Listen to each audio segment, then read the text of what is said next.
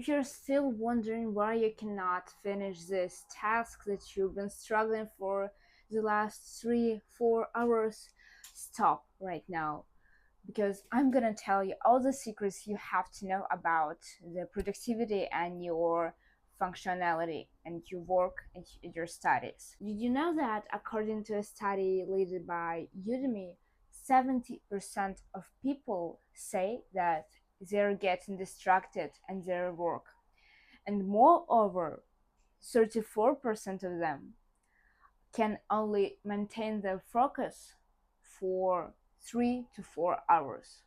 So imagine you have to work for 8 hours and you cannot focus just because your focus and flow just go away somewhere and you cannot do anything with it. Probably these people just don't know how to work properly and how to maintain their focus and to extend it for long periods of time, because this is what our world expects for us to do, right? I used to struggle with it a lot as well. And now I'm gonna to tell you exactly how I managed to keep my productivity level not only on the same level, but to level up them and to upstream my productivity, my focus, and my flow state to another level. Stay tuned with me because we're getting started. Let's go.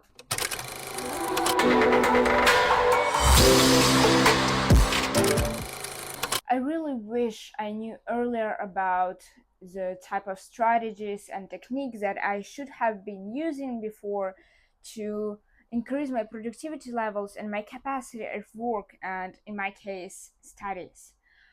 I didn't know then that copying the text from my textbooks into my exercise books or just literally rewriting text is not effective at all. And even flashcards are not so effective in maintaining and keeping your focus and your memory at highest potential. Because imagine you have to write an essay and you just been studying with your flashcards. You won't be able to write a high class essay with just flashcards as your studying technique, right? So I've made a lot of research throughout the years. I've been in this field for 2 years, if not even more. And I've been studying every study technique by myself, and I tried it by myself as well. And I rank them from 1 to 10, from the lowest and from the highest. Now I have understood what works best for me and what works best for many other people, because guess what?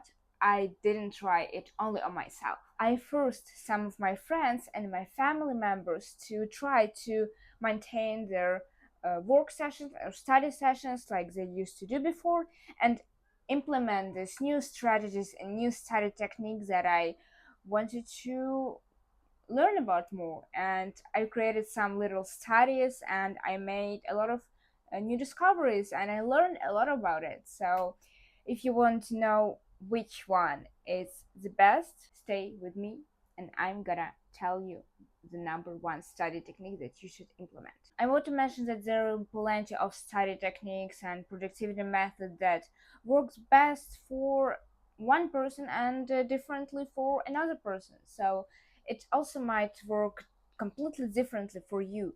Something that doesn't work for me may work perfectly for you, and you can live with it completely fine. And if flashcards and copying text from textbooks work best for you, that's great. I actually listened to this podcast led by Andrew Huberman and David Goggins, and actually David Goggins said that he had an ADHD and he struggled a lot with memorizing paramedical information.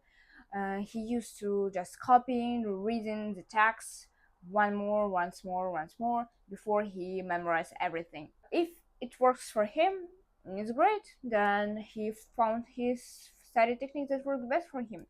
For me, it doesn't work at all. I tried it for a year and I didn't get a lot of results. I had terrible grades just because I stuck and struck with the study technique and I didn't implement anything else because I was scared. But now I have learned a lot about this and we start with our first study technique, 2-minute rule. And yes, I said a lot about this rule on my channel and other videos, but this technique holds a lot of promise to a lot of people because let's be honest, sometimes we feel lazy and sometimes we don't want to do things at all. We want just relax, rest, watch a movie, eat popcorn, and of course I understand it because sometimes I'm also like this. I also want to watch some movies and to go for a walk and not to study or work. But when I actually do need to study and do need to learn some crucial information, but I just don't feel like it, I set criteria for myself that if this task requires less or 2 minutes to complete it, why shouldn't you complete it now? Like, why should you wait until evening to complete this task if it takes less than 2 minutes? Complete it now and get move on with your day. Journal for 2 minutes, meditate for 2 minutes, drink a glass of water, research creative ideas for your business, for your fashion merchandise, create a little study to-do list for your day today, and you can be as creative and as imaginative as you want, and because you have 2 minutes you wouldn't be able to create something complicated for just these 2 minutes. So I would rank this one 9 out of 10 because yes, it is effective, but sometimes you can just create unnecessary tasks that you don't really need just because you want to implement 2 minutes rule. But overall, if you really have some tasks that you can complete in 2 minutes or less, use this rule and it will work out crazily great. 5, 4, 3, 2, 1. Let's start. 5 seconds rule. Count down from 5 to 1 and start the task. It's like starting to run a marathon or just starting a competition, just like not from 3 to 1, but you give yourself a bit more time, like 2 more seconds. But still, if you really don't feel like doing anything and you just come on, we're doing this. 5, 4, 3, 2, 1, let's go. And you are like running a marathon, you're just trying to complete this task as fast as possible. Sometimes you feel rushed and this is not really great, but overall this study techniques works marvelously for everything. If you just cannot force yourself to start this task because you're feeling intimidated and sometimes you just don't ready for this, count from 5 to 1 and you will start this task and you will start it much faster than you thought before. As already said, one drawback of this strategy is that you might feel a bit pressured and rushed to complete this task, and you probably won't be able to focus on um, quality, and you just will try to complete this task as fast as you can.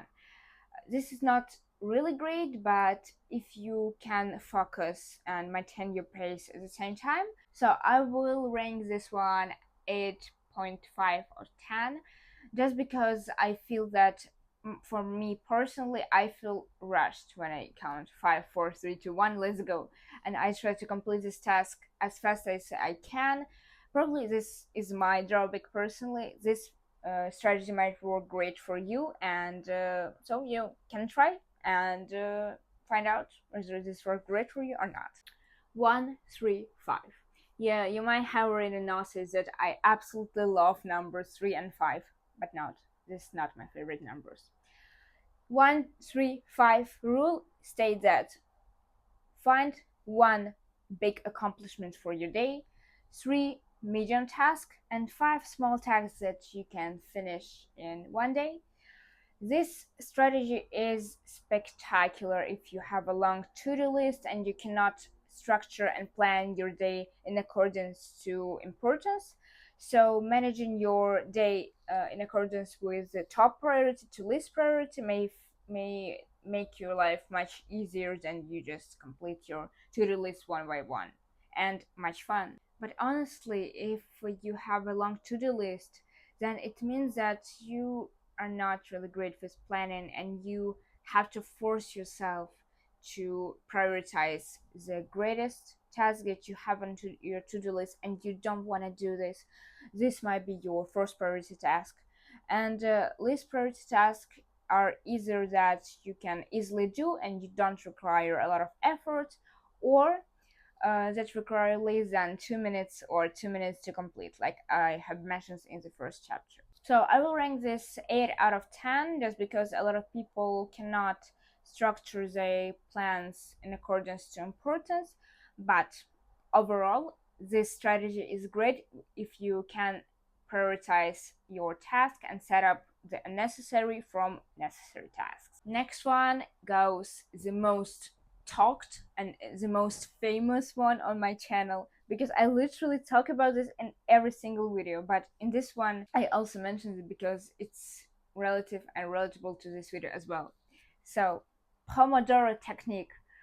I absolutely love Pomodora Technique. For me, it works marvelously, wondrous. I think I have some notions of ADHD, and back then, when I had a massive flow disruptions, focus disruptions, I couldn't focus on anything. I was distracted every time. I got complete crashes every time I got to work or to study, and my focus span literally was 10 minutes, 15 minutes at most. But now, when I started practicing Pomodoro techniques, I started with the working sessions for 25 minutes and 5 minutes break, and you have to repeat it every time. So this basically means that you have to work but as well rest, so that your brain can perceive the information that you give to him, and as well relax for a bit before the next sleep. You can of course set your own schedule with Pomodoro techniques. Some of the most popular are 25 by 5, 30 by 10, 45 by 15. You can of course choose the right for you. For me, I started with 25 by 5, so 25 minutes work and 5 minutes rest. But now I personally use 40 minutes and 5 minutes break. I used to have 40-10, but I think for me, 10 minutes break, I get easily distracted.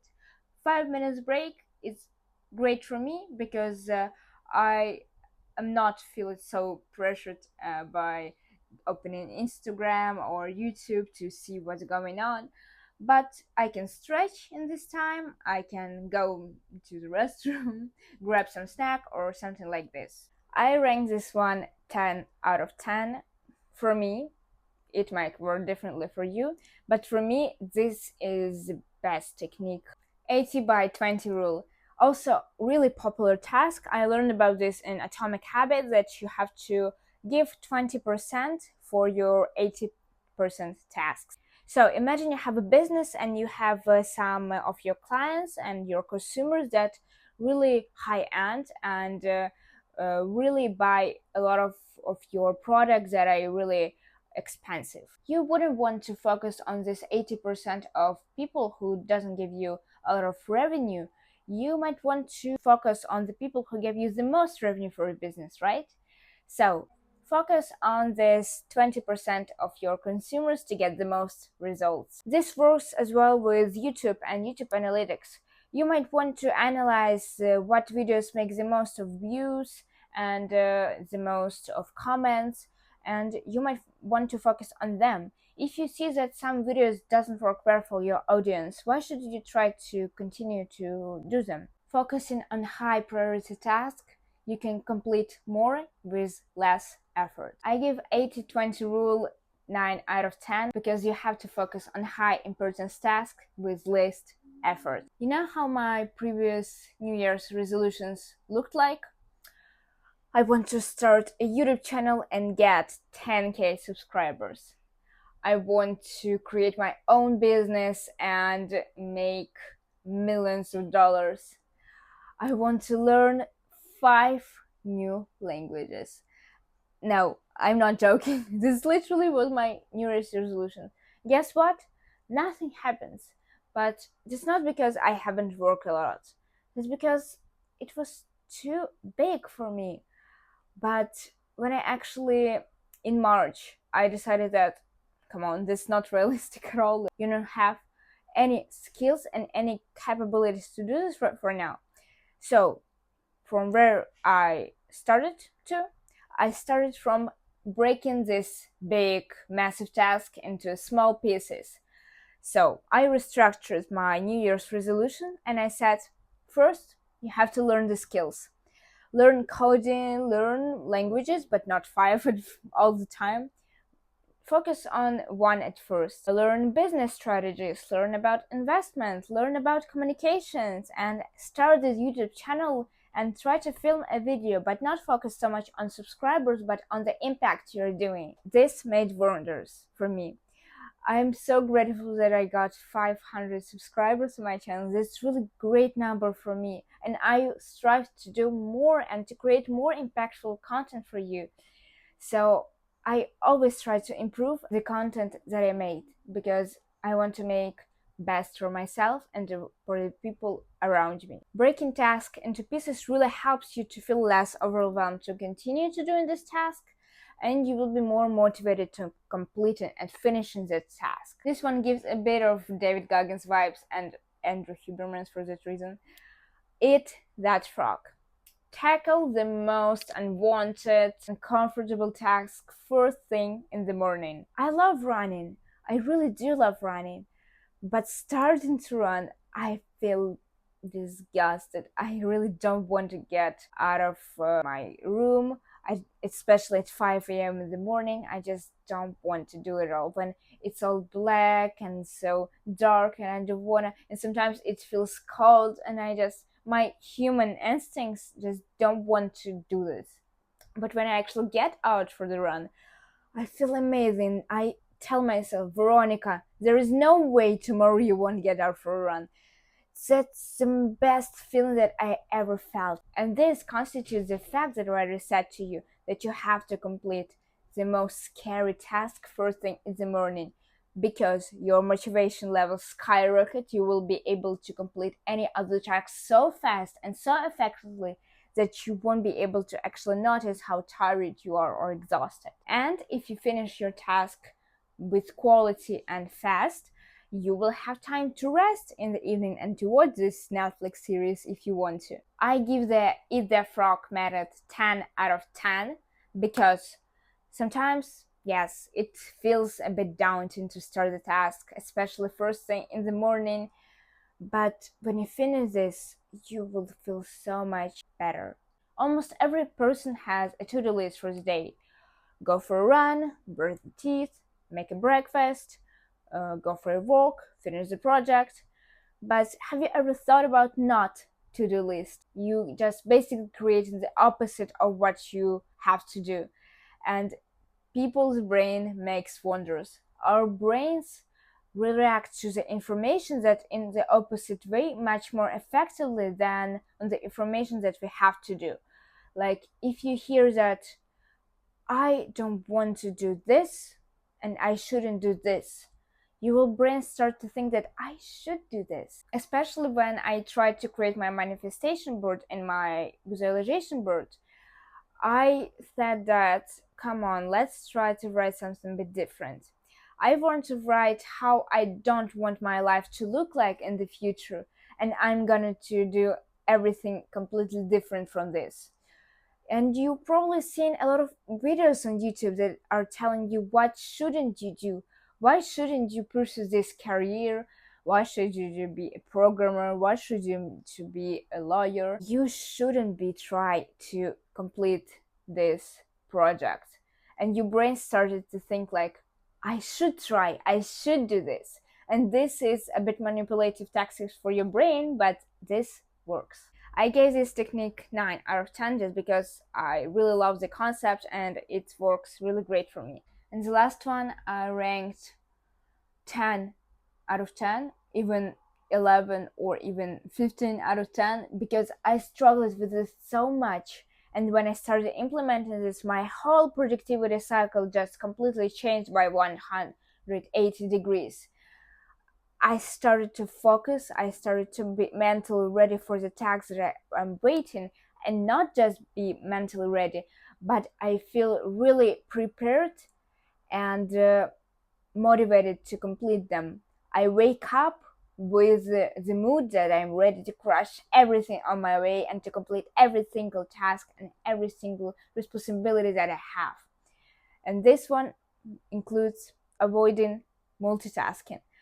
I used to be a real multitasker. I would listen to a Spanish podcast while watching my schoolism videos, while eating, all of this. I won't lie.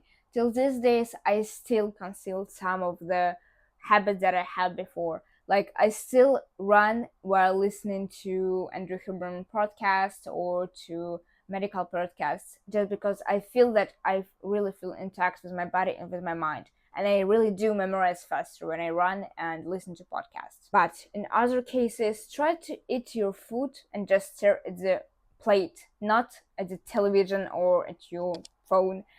Try to be mindful when you eat. Try to be mindful before sleep. Do not take your phone to bed. Make this a rule.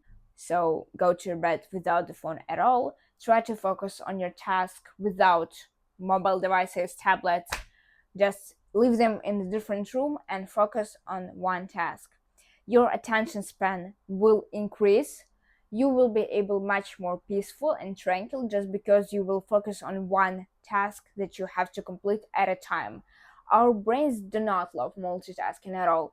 We are not wired to this. We are wired to complete one thing at a time. And if we complete one thing at a time, this one task will be completed more effectively when compared to multitasking different tasks at once, and you are wondering why I didn't get enough results that I wanted to.